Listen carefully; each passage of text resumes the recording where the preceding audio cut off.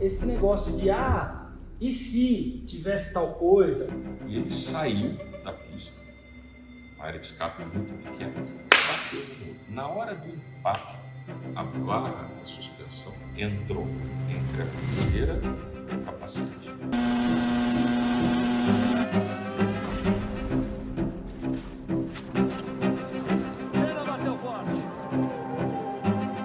Pois bem, eu sei que essa imagem te assombra até hoje. Você, fã mais velho, fã mais raiz, que assistia a Fórmula 1 e parou de assistir depois desse trágico acidente. Você, fã mais velho, que ainda assiste a Fórmula 1, mas lembra com nostalgia e saudades da época de Ayrton Senna. E nós, me incluo nessa, fã mais novo, que nasceu depois de 1991 para frente. Você é fã do Drive to Survive, que já viu inúmeras vezes esse acidente na internet, no YouTube. E também, em comum, todos esses fãs têm várias perguntas que até hoje não têm respostas, questionamentos, desinformações, teorias da conspiração, muita coisa se tem hoje na internet desse dia aí lá em Imola. Pois bem, hoje eu decidi fazer diferente. Hoje eu trouxe um convidado aqui bastante especial, um neurocirurgião que manja muito da medicina, é extremamente conhecido, competente e é uma pessoa fantástica, um amigo meu. E também tem conexões e raízes profundas com Ayrton Senna. O sobrenome dele também é Senna.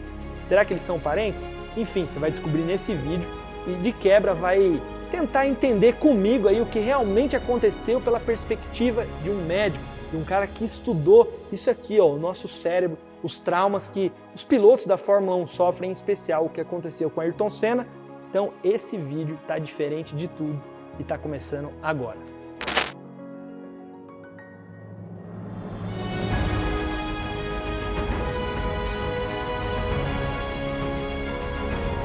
E é o seguinte, vocês ficam o tempo todo se perguntando o que teria acontecido em 1994 se caso não tivesse aquela ínfame batida com Ayrton Senna.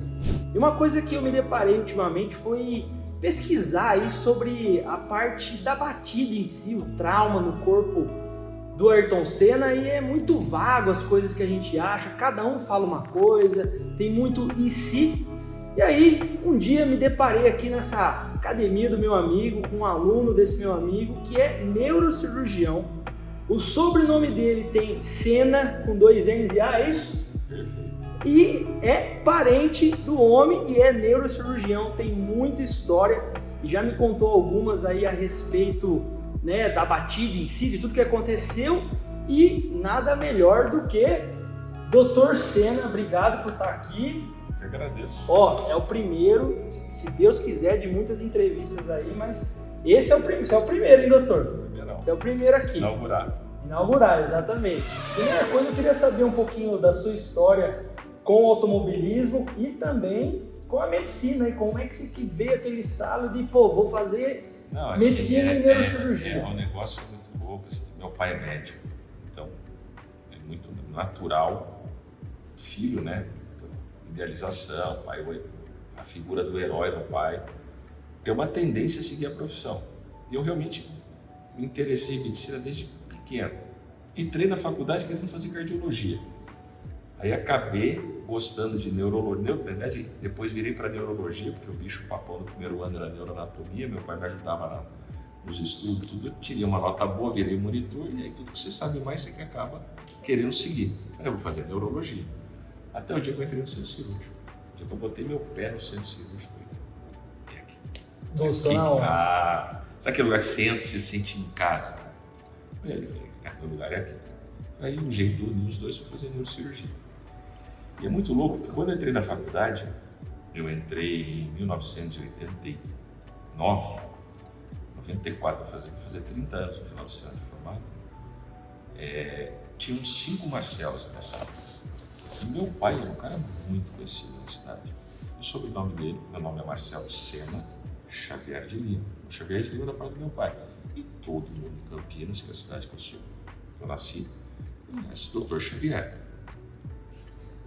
Mas eu entrei, como falei para você, na faculdade em 89, o Senna estava no auge. Tinha 5 Marcelo. Primeira coisa, Senna. Todo mundo. Marcelo Senna. E esse Marcelo Senna pegou com uma força Foram 6 anos. E quando eu comecei na cidade que eu moro hoje, que é aqui em Limeira, se você perguntar Marcelo Sena, muita gente me conhece. Perguntar Marcelo Xavier, ninguém vai nunca ouvir falar. É o Sena que ficou. É o Sena que pegou. E meu pai ficava chateado, porque eu falava, pai, tenho orgulho de ser filho de Xavier, mas eu não posso, consequência natural, cara, não fui eu que pedi, entendeu? Aconteceu naturalmente. E o Sena morreu em 94, eu estava terminando a faculdade. Caramba! E aí eu entrei em neurocirurgia. Me conta aí o parentesco. Na realidade, eu nunca fui buscar quem é irmão de quem. Minha mãe é primo em segundo grau dele, tem foto pra ele no colo. Caramba! O avô dela, por parte de pai, é irmão de um dos avós por parte de mãe do Sena.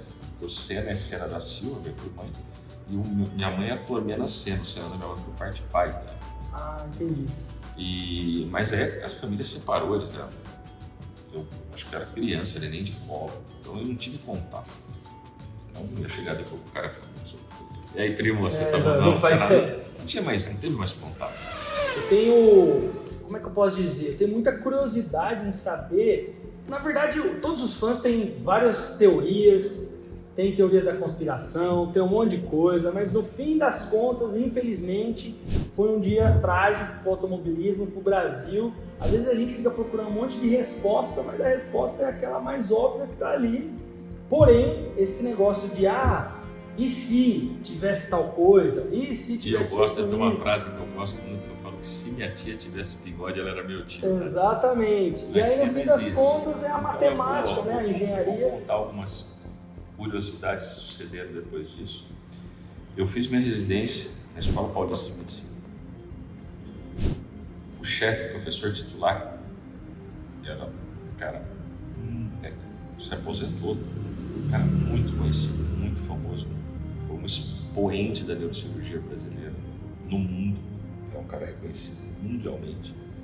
E era muito amigo do Cid Osmos, que era um neurocirurgião, médico, chefe da Fórmula 1. E num jantar, uma vez, acho que foi aniversário dele, numa confraternização, não lembro como saiu o assunto. Eu já estava na residência, já tinha terminado essa residência. Acho que foi questão de uns 5 ou 6 anos depois da morte dele, uma coisa assim. E ele contou que ele conversou pessoalmente com o senhor, quando ele encontrou também num congresso, não sei aonde, lá na Europa, após o acidente.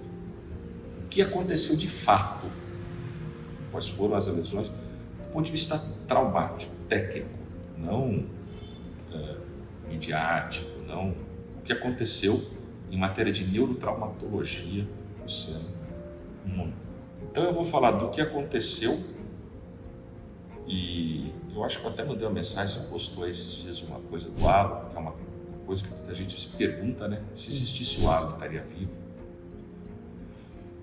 Então, hoje se sabe que ele na curva Tamborello, ele estava ali a 200, quase 300 por hora, ele perdeu o controle, quebrou a barra de direção.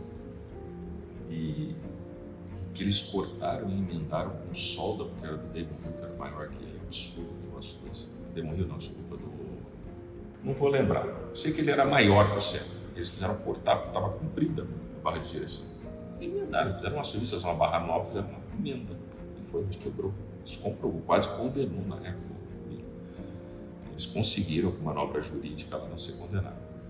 E ele saiu da pista, uma área de escape muito pequena, bateu no muro. Na hora do impacto, a barra da suspensão quebrou. E veio uma lança, como um tiro, como se pegar um tiro de cano, aquela velocidade que ele bateu e ser ricocheteado, vamos assim dizer. Entrou entre a viseira e o capacete. Pegou aqui, a gente chama do teto da órbita. Foi bem aqui perto do olho. Isso, aqui embaixo. Se eu fizer assim, ó, o dedo, nesse ponto. Só que você imagina, como eu falei, a violência de arremesso, de força, cheio, jogado. Nesse momento, nesse impacto, ele fez disjunção crânio-cervical, que é o que eu falo que ele foi empurrado para trás e bateu a cabeça. a violência não só desconectou o pescoço dele, como fraturou o crânio dele atrás, a batida do crânio. Juntamente, esse pedaço do osso foi arrancado, saiu fora, levantou tudo, expôs o cérebro, tinha massa encefálica saindo pelo olho, pelo nariz, pelo ouvido e sangue jorrando. Aí o que acontece? Isso daí invade toda a boca, nasofaringe, você não consegue entubar, você põe tudo para ele respirar, porque uma hora dessa tem coma, você precisa ventilar ele. A primeira coisa que você precisa dar oxigênio para o cérebro dele. Primeiro, você não tem uma via aérea, você não tem como fazer isso. É o que ele fez na hora, traqueostomia na pista. Plá, ter uma via aérea garantida. O que eu vou fazer depois? O cara está jorrando sangue. Acesso, sangue, helicóptero no hospital. Não morreu na hora porque era atleta, coração forte, mas do ponto de vista de neurotraumatologia, a morte foi instantânea. Ele não morreu parada cardiocirculatória porque era um atleta.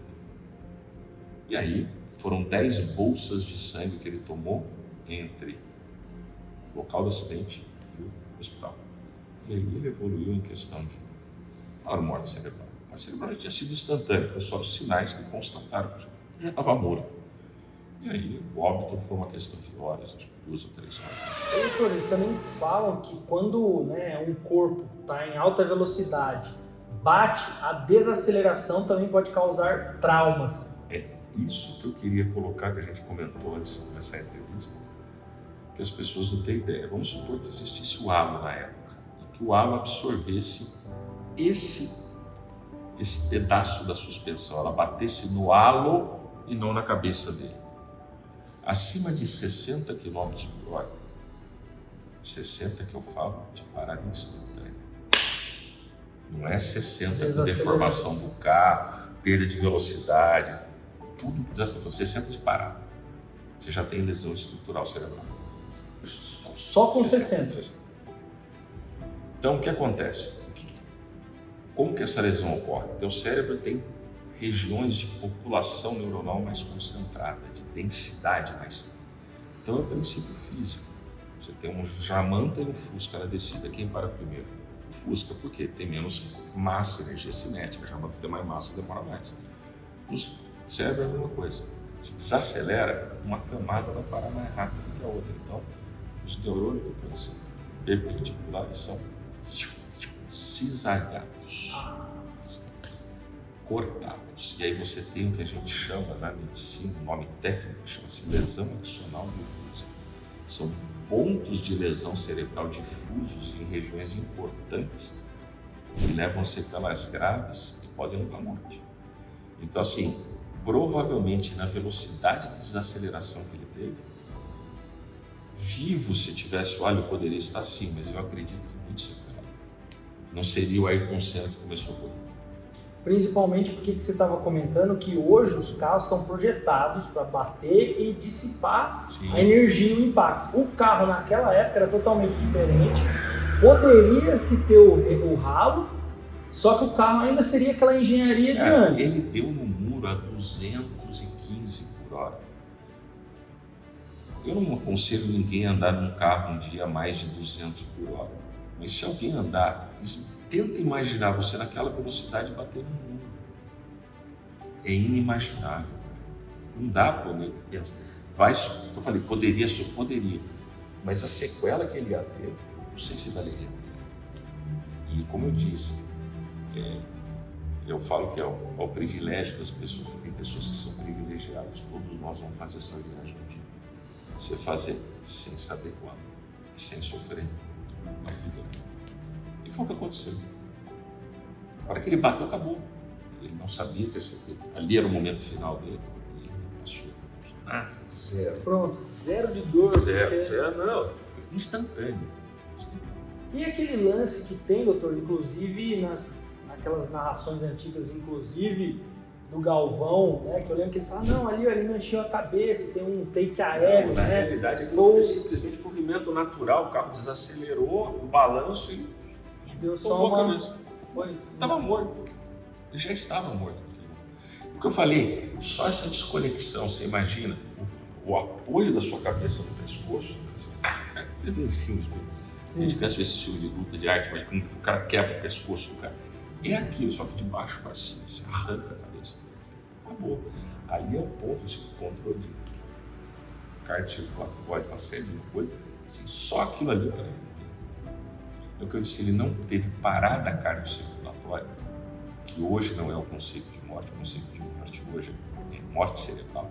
Uma vez que um doente, com legislação brasileira, o doente tem morte cerebral e é preenchido o atestado de óbito no horário que detectou-se a morte cerebral. Então, o doente é dado como morto a partir do momento que o cérebro dele não funciona mais.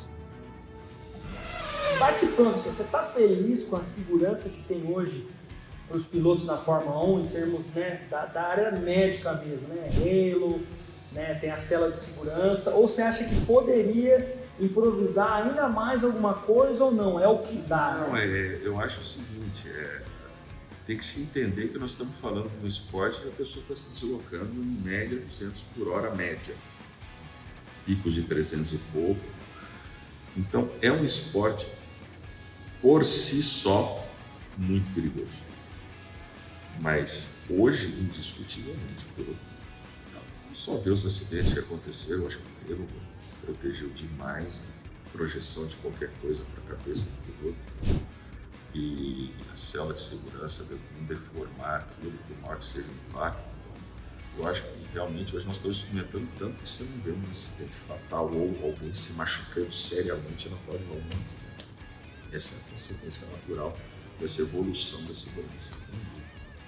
Doutor, uma outra pergunta aqui, meio, né, agora da minha cabeça, se esse acidente do Senna, a gente tá gravando esse vídeo aqui, esse conteúdo, um dia antes do GP de Suzuka. Tá. Se acontece um acidente exatamente assim, igual, alguém bate lá, o Halo não funcionou, o capacete não funcionou, todos os traumas ali na cabeça de algum piloto. O procedimento médico, tudo que fizeram em 94, ele seria diferente de hoje? Não. Igualzinho. As ferramentas, os remédios, as coisas, mudou alguma coisa ou não? Não. Existe um protocolo mundial de atendimento a trauma, e ele é mundial, em que você sequencializa o que é prioritário você ir tratando naquele evento. E parece lógica, mas nunca ninguém tinha feito isso. Então, 40 anos atrás. Você trata primeiro o que não está normal. E vai diminuindo a gravidade das lesões, você vai deixando mais para trás. Final. Você vê o doente como um todo. Então, essa sequência ainda é a mesma. Esse protocolo ainda é o mesmo. As ferramentas, talvez uma coisa ou outra, mas no geral não mudou muito. Então, falei, talvez o material, a qualidade material, tipo de aparelhos, etc. Mas o que você faz numa situação dessa é igual. É há 30 anos atrás. Então, assim, para resumir, o que aconteceu em 94, poderia ter 10 neurocirurgiões ali juntos, melhor do mundo. Você podia ter um hospital do lado. Do outro lado do mundo. Ele bateu. E morreu na hora. Não tinha o que fazer. Infelizmente. Ou felizmente. E aí é uma outra discussão. Nosso amor é um amor egoísta, né? Que a gente precisa estar pegando, segurando. É melhor ele deitado numa cama sequelada onde ele está feliz da vida. É uma pergunta que a gente nunca vai saber também, só quando a gente fizer essa viagem responder. Então, assim, não, eu estaria morto da mesma forma. 94 hoje, daqui 20 anos, porque é muita energia liberada no impacto para você sobreviver. Sobreviver, que eu digo, sair bem. Doutor, depois daquele acidente de 94, você sabe se tem algum relato de que se foi usado para explicar para os novos alunos de neurocirurgia o que aconteceu com o Senna? Na realidade é um evento... Teve alguma lição, algum aprendizado sobre aquilo? É um evento aquilo? traumático raro, porque dificilmente a gente atende gente que se envolve em acidente numa velocidade dessa, esse tipo de gravidade. Já vi coisas tão, às vezes, até mais graves que isso. Mas, não, cara, não é uma coisa, você pode às vezes ilustrar numa aula até para chocar a plateia. Eu tenho fotos de acidentes e traumas gravíssimos, né? Você choca a pessoa que não está acostumada, ela se choca. Mas a realidade do dia a dia não é essa, não. Mas nós falamos de uma coisa aqui que essa sim tem uma importância fundamental para o cinto de segurança. As pessoas precisam entender que tem que ser, não é muito automático. Antes de ligar carro, prende cinto da partida. Usem cinto de segurança, hein, todo mundo, pelo amor de Deus. Muita gente comenta lá, não, porque eu não gosto do Halo, que o Halo é feio, estraga a estética do carro, mas é necessário. E muita gente, eu não sei o que passa na cabeça dessa galera, mas fala que a Fórmula 1 antigamente era melhor do que é hoje, simplesmente pelo fato de ser mais perigoso, o que eu acho uma tremenda burrice, porque a gente não quer ver ninguém morrendo praticando um esporte ou competindo que nem a Fórmula 1. Mas ainda assim, fala aí pra essa galera que tem esse pensamento lunático, a Fórmula 1 ainda é muito perigosa, certo? A galera não imagina que o carro tá 300, 350, 300... Então, hoje em dia eu falo os nomes, as situações são muito parecidas da minha época, só mudaram nomes. Na minha época, hoje chama-se de haters. Na minha época eram os cretinos, os idiotas, os imbecil, entendeu? Hoje é hater. É o cara que tá lá falando alguma coisa que não sabe, para encher o saco, sem conhecimento de causa, porque quer criar polêmica. Só quer fazer a live. Quer ir lá, sabe? É o famoso pipoca. Agita, agita, agita, a hora que esquenta, pula fora. Entendeu? Então, assim, deixa eu falar. Evidente, o que eu falei, contra fatos com argumentos. É só você pegar estatisticamente o grau de diminuição de lesões graves na Fórmula 1 depois das medidas de segurança. Não tem que questionar. Ah, não é bonito? Que beleza, cara, vai assistir São Paulo Fashion Week. Sabe, Fórmula 1, o carro é bonito, é legal, mas a coisa mais importante não é o carro, velho, é o piloto. É a vida dos caras. É lógico, a prioridade é o piloto. O carro não anda sozinho. O que é o carro, seu piloto? Exatamente. Bota lá para pilotar, ver se alguém vai assistir. O carro anda sozinho. Doutor, mas eu acho que mudou muito assim, a visão, né? Porque eu lembro, quando eu comecei a fazer conteúdo até 2020, era de um jeito, depois de 2020 que teve aquele acidente bizarro, muito feio do Grosjean, onde o Halo rasgou o guarda-reio, explodiu o carro e o cara saiu com a mão só queimada. Aquele acidente visualmente ele é muito mais grave do que o do Ayrton Senna, por exemplo. Então não tem como a gente criticar a tecnologia, o avanço das coisas. Olha o que... Principalmente no que diz respeito à integridade, a manter a integridade física do piloto. Aquilo tá para proteger. Eu acho bonito pra cachorro. Eu também. Acho lindo, cara. Acho que deu, sabe, deve mais agressivo de corrida. Deve dar uma aerodinâmica melhor pro carro. Te digo mais. Entendeu? Então, assim, eu achei que ficou feio, assim. Não foi só isso, teve um outro acidente com o carro. Foi o Verstappen, que pneu vencido, que alguma coisa teve. Teve o de 2021, que o carro do Max passa por cima do Lewis. Teve outros acidentes, teve acho que o do Leclerc também, que teve um outro carro que passa por cima, teve no F2, já salvou muita gente e o Halo, pra mim, não tem que sair nunca mais. Eu concordo integralmente com a tua opinião. Acho que segurança é primordial. É isso, tiramos algumas dúvidas aqui com o doutor, brigadão, tá? Fiquem à vontade aí, você que também é neurocirurgião, médico, quiser comentar aí, a gente gosta da resenha, gosta de trocar ideia. Pra encerrar, não sei se você sabe dessa história, doutor. Tem um garoto que chamava Henry Surtees, filho de John Surtees, que foi campeão com a moto e de Fórmula 1, o único campeão nas duas categorias. A gente fez um vídeo completo explicando sobre esse acidente, que também envolve trauma na cabeça. O vídeo está começando em 5 segundos. Se você gostou desse vídeo, desse conteúdo aí, já sabe, comenta, deixa o like, fica à vontade que a gente gosta da resenha. Doutor, mais uma vez, obrigado muito pela obrigado. chance aí.